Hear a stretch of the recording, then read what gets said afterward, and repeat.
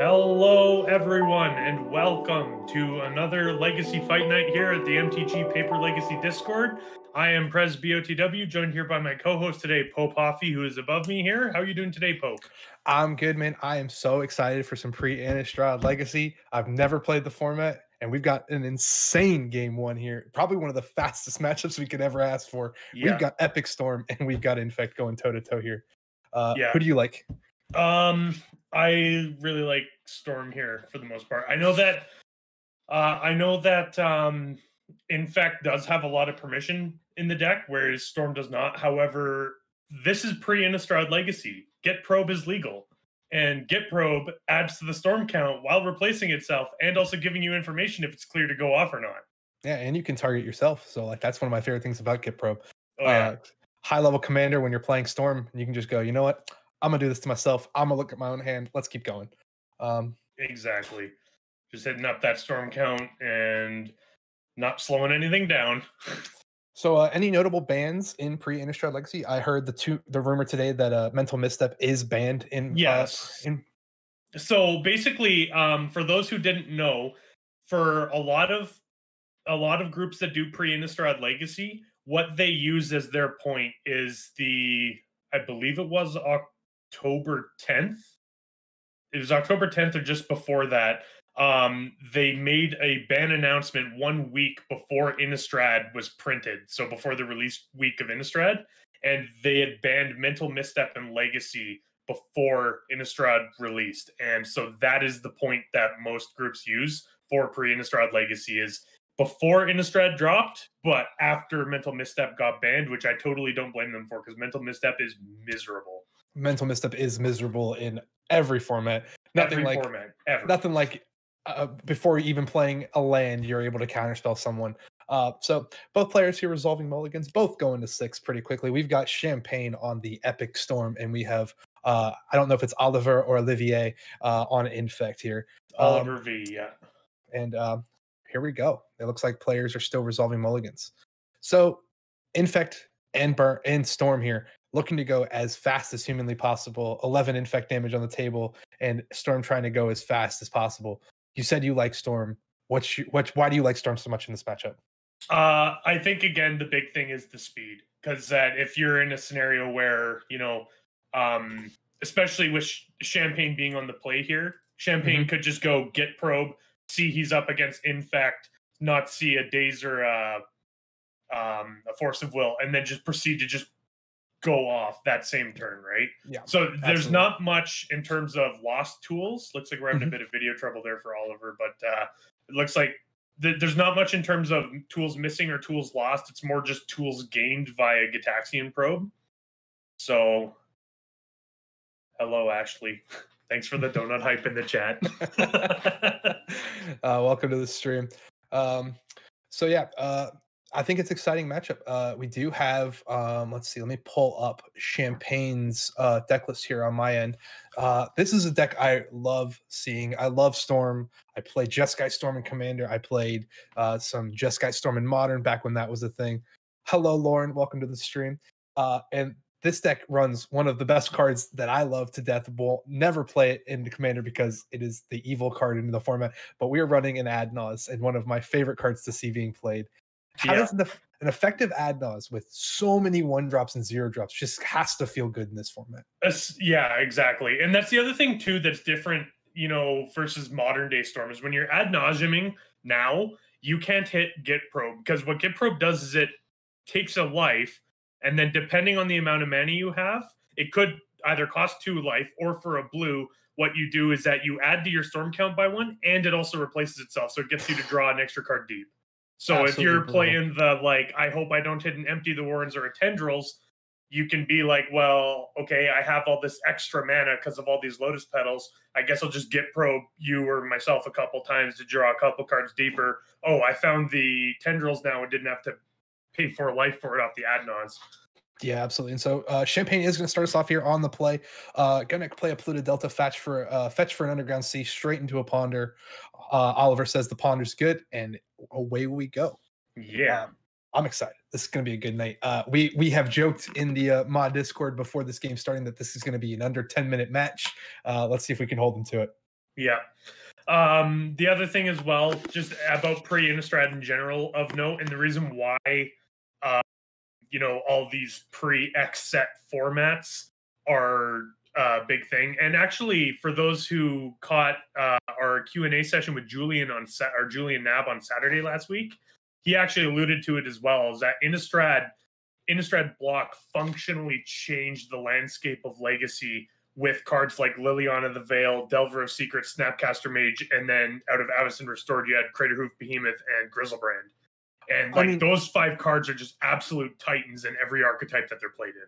I mean, absolutely one of the best blocks. I think one of the best ever blocks in Magic history. I agree. I remember playing original Innistrad when I was. That is an excellent point. Dolly is in there with Dark Ascension. Astrid. Dark Ascension's in that set. Gotta give some love to Dark Ascension as well. We also have to give love to Terminus as well, because that's another card that I forgot to mention too. Oh, good old Miracles. But we are going to see here Oliver just going to play a Wooded Foothill and pass. Right now, kind of just playing on the fact that I think going to probably hold up Center Reaction for a Champagne here, because I think we may see some fun here from Champagne. Yep. Oh, did we lose Oliver again? Yeah. Oh, he's back. He seems to just dip in and out, but probably all good, I guess. We're going to get a Badlands here from Champagne. So, of note as well, Grixis was not terribly large back then. So, I know in my case, I would definitely be expecting more of a Storm deck on that start with lands, especially with the Dark Red here. So, it looks like Champagne's decided now's the time. So, we're going to get a turn 2 here. Fetch. Or turn 2 attempt at least, unless this gets countered. Yeah, I do. Real Chris McLean, you're absolutely right. I think Warren Eldraine had a very much different effect. Not really, I wouldn't even say on Legacy. We did get Oko and we got some really good cards, but I mean, imagine of all of the damage that those 2 sets did on Standard for how brutal that set was for a little bit. But whereas Innistrad was very nice to Standard. I thought it was I loved playing Thragtusk in Standard. It was great. I love my Thragtusks with Restoration Angel backup. It was fantastic. Some good old teamer love there. Resto Angel Snapcaster Mage Thragtusk was my favorite deck to play back in that Bant. Sorry, Bant, not Red. Bant. Yeah. So Dark Ritual's gonna get Spell Pierced here from Oliver. Going to second main. So he's gonna go with the therapy right now. So I'm assuming this is mainly just to make sure he's maximizing his mana while not doing anything else. Okay, so the cat's out of the bag here.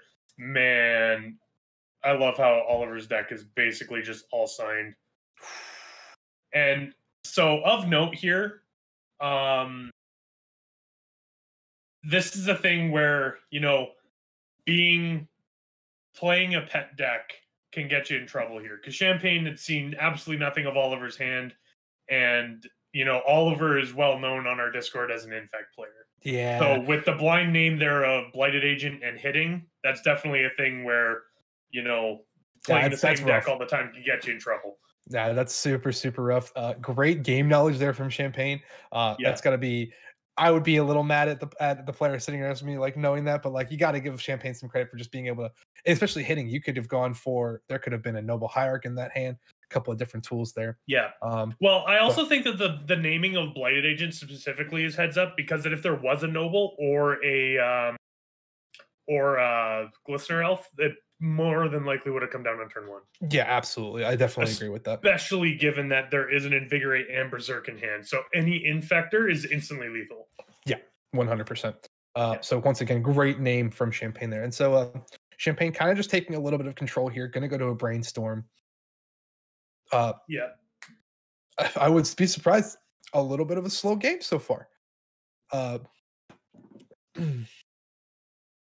As long as we can, I imagine it'll be getting there fairly soon. Because again, it looks like Champagne was trying to go off. Yeah. But with the Dark Rit being countered, that Dark Rit might have been the gas that Champagne needed to start. Yeah. And also, it's got to feel good for Champagne to see on the other side of the table not another counterspell. We've got 2 Brainstorms. The possibility to dig for one, sure. But at the moment, nothing in hand stops you. And also of note too, there's a lot of cards there, because Oliver can go Brainstorm, put 2 cards back, fetch, and then cast Brainstorm again. Yeah.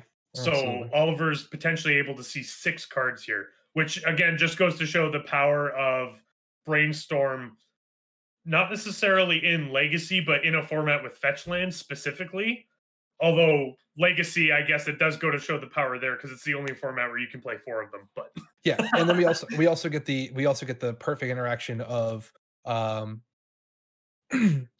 perfect interaction of dumping the cards they don't want, or maybe that Champagne's already seen, cracking and getting rid of all of that needs to be in there. Really yeah, resetting the tempo. interesting. So we're gonna actually get a Gonna fetch and then fetch for the crop rot forest. immediately. Huh. Yeah, it's a little fast tracking here. For those who may not be aware, so we had a wooded foothills go get the forest tap for the crop rot, and now going to crop rot for whatever Oliver is reaching for. Yeah, given that this is end step, I would assume this is going to be an Inkmoth Nexus. I would pretty much assume that. I wouldn't know why you would not want that as quickly as possible. Yeah, Just not Oliver's night for the camera, it seems. But yeah, yeah. yep, and So we there it were is. right. Yeah, there it is.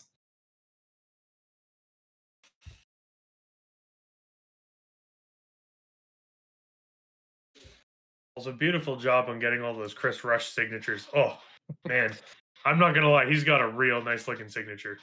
Chris Rush, one of the men, one of the Yeah, man. yeah. Rest in peace. Rest in peace to one of the, in my opinion, one of the best artists in Magic the Gathering. Oh Um, yeah. but so it looks like, yeah, I'm assuming we have another camera freeze here. yeah. We want to give a huge shout out to our table spotter Mike there, allowing us to see what's going on table side, Yeah. letting us know that we are having a little bit of camera issues on Oliver's side. And you're absolutely right, Xylophone. Chris Rugg's signatures are premium. That's unfortunately what Yeah. happens when you made some of the most iconic cards in Magic and you pass away. And it looks like Oliver is just gonna get there. Wow. Attacks, Invigorate, Berserk, just swinging it out. Yeah. It's kind of unfortunate that the camera's freezing here because, yeah, we're seeing it here. So you go play the Wasteland, use it to animate the Ink Moth, crunch in, no blocks, invigorate, have Champagne gain the life, Berserk, and then that's the end of it. So that part has absolutely no difference from modern day Infect, the way that this particular game played out. However, there are 4 copies of Gataxian Probe in the Infect list, which is good to know because that'll give Oliver extra information if need be in terms of whether the coast is clear or what to play around. So yeah, it's it'll be a good time. To answer some of the questions in the chat. There are a set of brainstorm altars can a sign of signed brainstorms can get you at least a couple bucks.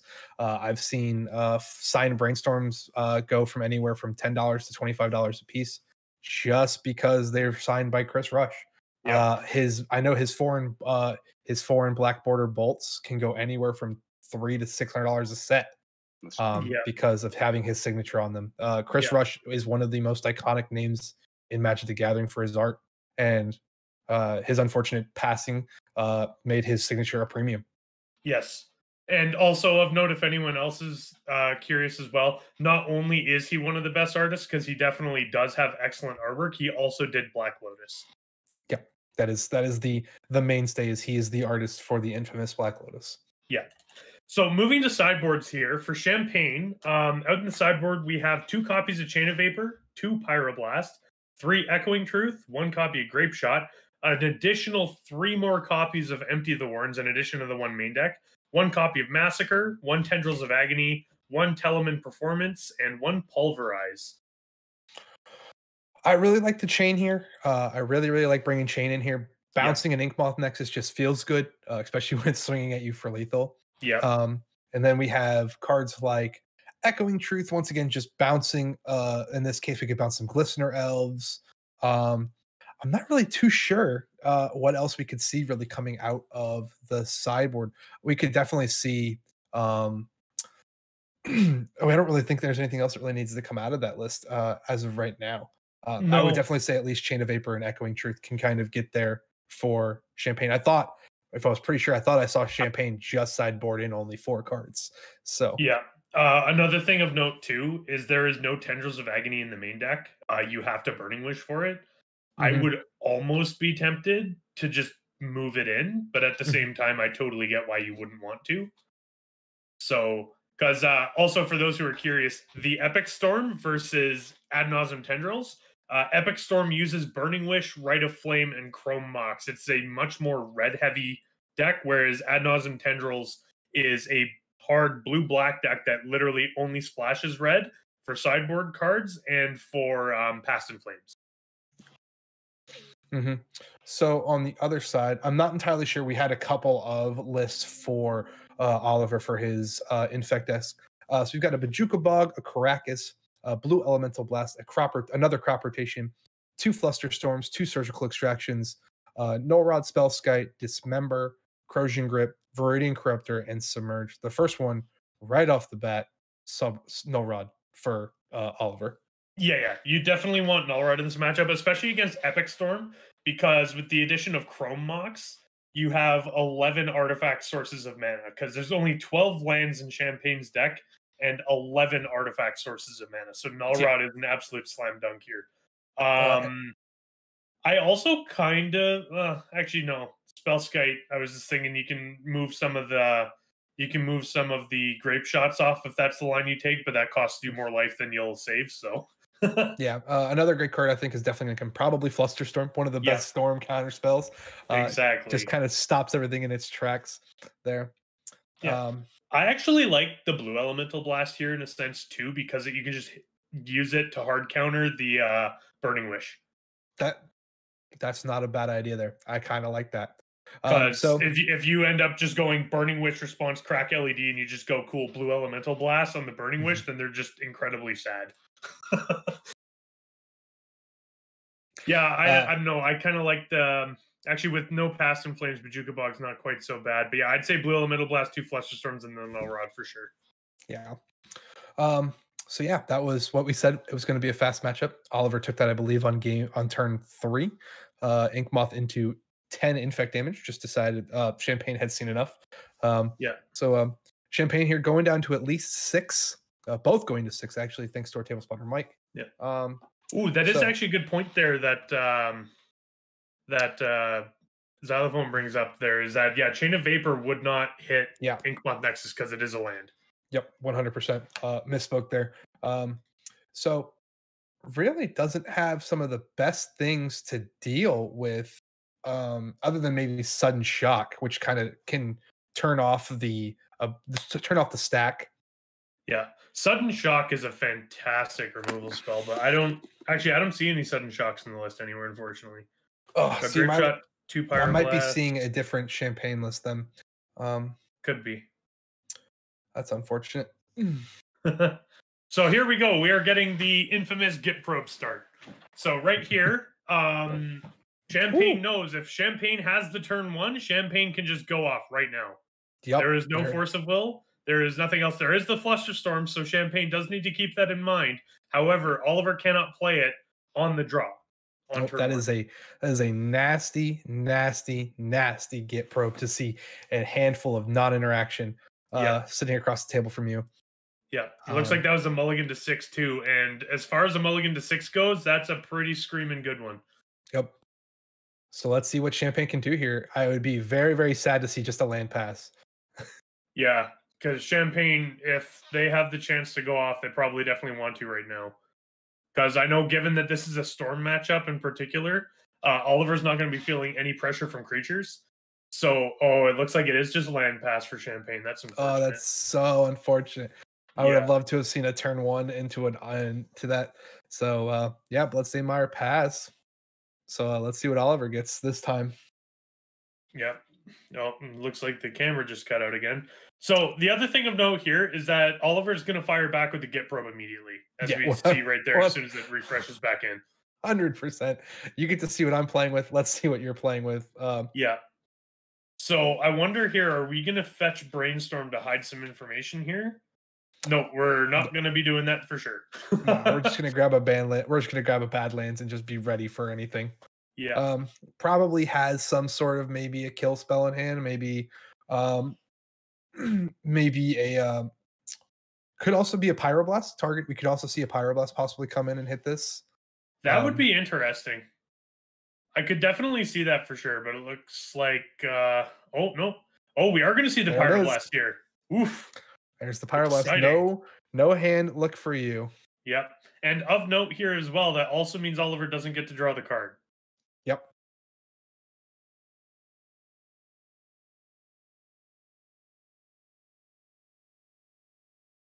Yeah, and I suppose I'd be kind of worried about not leaving Flusterstorm up, but at the same time, Champagne knows it's there. So yep. Champagne's not going to try and go off without stripping it from his hand first. Yeah, or in this case, Oliver is tapped out now. And just has the ability to go if Champagne wants to, but there is another unopened, there is a hidden information. That is true. There is an unknown card. So Champagne, you're going to play a Polluted Delta. We might go here. There. Oh, we're getting Petal Pass. Oof. I wonder why. I do not believe so. I do not believe Flusterstorm was in Time Spiral. I'm not entirely sure. No, it was printed in Commander 20, the original Commander 2011. Yes. That was the pre-Innistrad legal printing of it. Yep, original printing Commander, original Commander, or the official set Magic the Gathering : Commander. Yeah. So Glistener Elf in for 2 here. Yeah. So 2 Infect for Champagne. Yeah, and then fetch post-combat here. That's one of the nice things about having a table spotter is even if the camera's lagging, we still get text input on what's happening with the game. Yeah. So definitely helps out a lot. Mike. Thank you, yes. Thank you. Special thanks as well to Beyond Sadistic, who's streaming today. So thanks a lot for helping out with the stream. Especially, I believe he had a computer crash about 25 minutes before we were set to go live. Yeah. So got everything together and decided, hey, we can still do this. And here we are. So yeah. 2 Infect on the board for for Oliver. I keep wanting to call them Olivier. I don't know why, but Oliver. I guess when you play Infect, you're fancy. So yeah. So Go Cracks gets another chop. Probably this is just gonna be holding up that Flusterstorm probably for a little bit. I imagine so. I imagine you just grab the Flusterstorm and then leave up some counter magic here, but 100%. Especially when you've seen Lotus Petal hit the board from the other side. Yeah.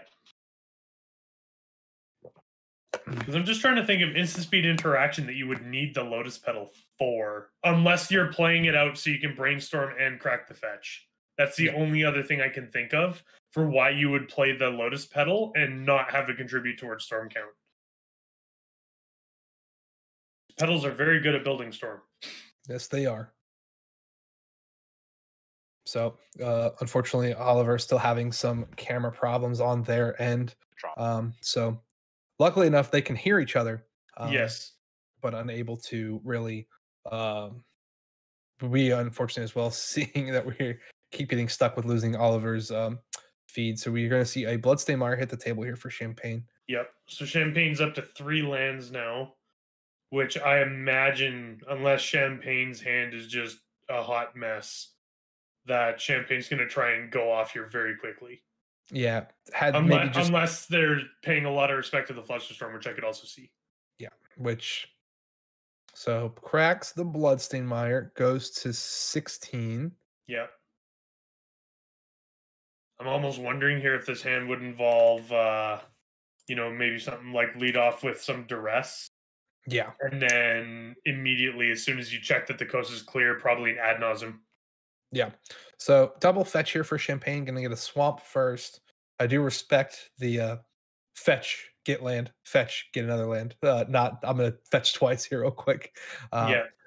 Do respect that. So we got a swamp and an underground sea here for Champagne. That is 4 mana now on the board, down to 15. I'd like to see them just go for it now, but that Flusterstorm is just staring Champagne in the face of, let's play. Oh, yeah. Of note as well, out of Modern Horizons, they did actually print a really cool alternative to Flusterstorm that I think is absolutely hilarious in Weather the Storm, which is literally, hey, nice, drain me for a bunch of life. How about I gain more life than you're draining me for? Not actually countering the storm, you're literally just adding more storm to it, but reversing everything. So we're going to see a Burning Wish here. Go and get a Ponder. Ouch. Interesting. So Champagne actually moved that Ponder to the sideboard for this game, and then they're Burning Wishing for it. That's really rough. And the Daze. Oof. Hitting the countering the Ponder. Actually, no, they cracked the Champagne cracked the Lotus Petal to pay for the Daze. Oh wow, yeah. Oh, that's smart. So we still get the Ponder to go up. That's nice. Wow. That's really rough for Champagne though. If you're having to break the Lotus Petal to do that, because Champagne's tapped out with no mana floating now. Mm-hmm. Yeah, that is an empty board state for Champagne. Yeah.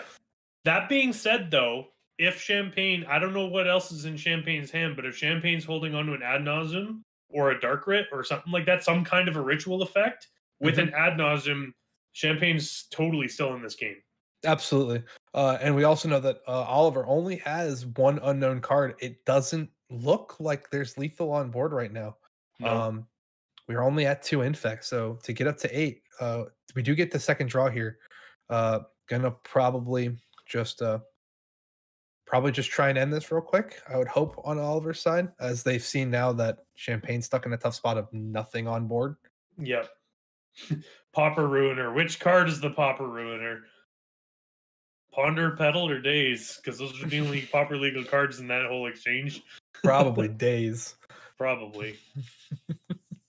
I actually don't mind Daze as a card. Oh, Weather the Storm. Yeah. Yeah. So just takes the 2. Just swings 2.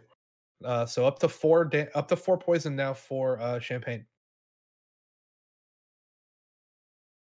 Yeah. And also that's one of the things I really like about Legacy Infect over Modern Infect is Legacy Infect is actually totally fine to just be attack for 2, attack for 2, attack for 2 over and over and over again. Just the amount of interaction that Legacy Infect has as opposed to just play out a creature and dump my whole hand into pumping it up and just hope you don't have interaction yourself. It's much more glass cannon in Modern, I find. And I really like A, the play patterns, and B, the longevity / stability of Legacy Infect. Yeah, totally agree. Legacy Infect is a fine one. Having played in a Modern event this past weekend at my local LGS, Modern's like a beer pong. Sometimes it does feel that way. We are going off here, I think. Here we go. Yeah, so there's land number 4 into the Rite of Flame, so this will make 2 red mana. Storm count is at 1. And I imagine, based on what's in hand, I imagine there's an Ad Nauseam there. I would assume with that land base, that oh, Gristlebrander, thank you for the follow. Yeah, thank you so much. What a great name, Gristlebrander. You play much Neobrand? What do we know? Are we playing some Gristlebrand? Absolutely love the name. Dark Writ. Storm counts at 2. We're getting there. I appreciate a player who uses different lands for their mana base. I do the exact same thing. I love it so much. It makes me very, very happy as someone walking around tables seeing it. Ooh. And I believe that is that an Infernal Tutor? That is an Infernal Tutor. That is an Infernal Tutor. So this is rough. Because I don't, well, it kind of depends. So Storm count, that would have been 3. Oh, I guess technically speaking, the Flusterstorm Champagne could have paid for it, but it would have ended his turn. Even then, I still don't like letting the Infernal Tutor resolve there because you're naturally hellbent on that exchange. Yeah. So, Lizard, Wizard, Blizzard. I 100% agree. Neither of those swamps are from Pre-Innistrad. You're absolutely correct. Yeah, I am one of those few people that I prefer the Pre-Innistrad printings of cards. So it looks like we're actually just going to go search for a card and pass the turn. Yeah, I think that's correct here. Like I said, that Flusterstorm unfortunately is just kind of a gun waiting there. Yeah. Um, Well, and I guess that's also true too, because if you just went ad nauseum, then that's immediately going to actually get countered by Flusterstorm.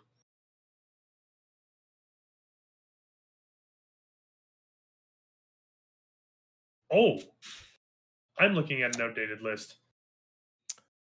there's the sudden shock. Yeah, There it was.